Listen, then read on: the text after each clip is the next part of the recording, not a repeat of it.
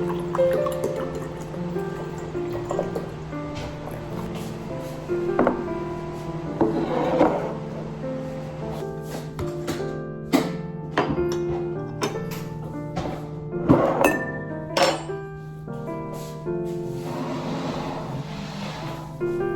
ゃあどうがいいかな。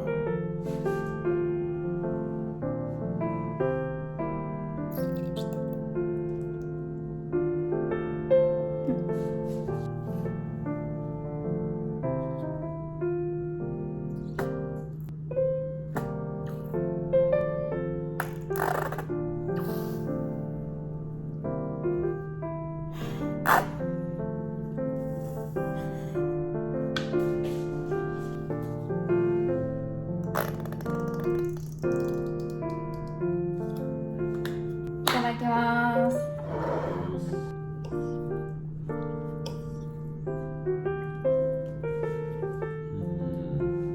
美味しい？オムライス。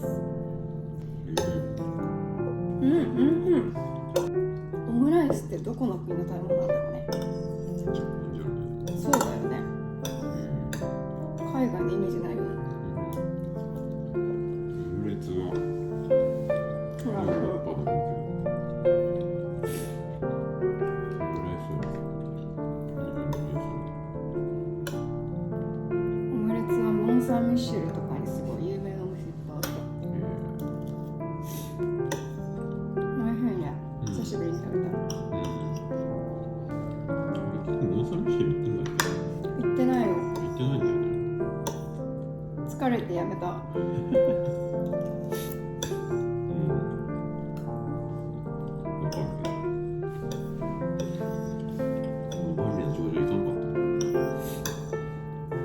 めちゃめちゃタイムスケジュール組んでさ、3日目にモン・サン・ミシェル行く予定だったのに行かなかった。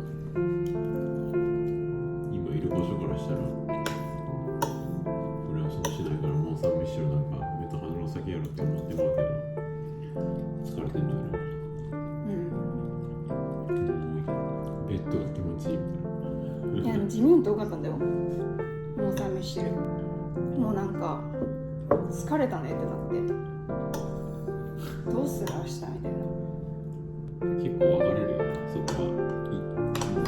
死ぬ気で行く派の人もいるじゃん。でそこの感覚が一緒に行ってみんなが似てたの。そうよかった。死ぬ気で行く派の気持ちも分からんではないねんけど、そうそう言ってるし、もうとりあえず目に焼き付けておくっていうのもいいよねみたいな。分からんではないねんけど。いや、でもヨーロッパもう一回行きたいわ。いっせーので、ごちそうさまでした。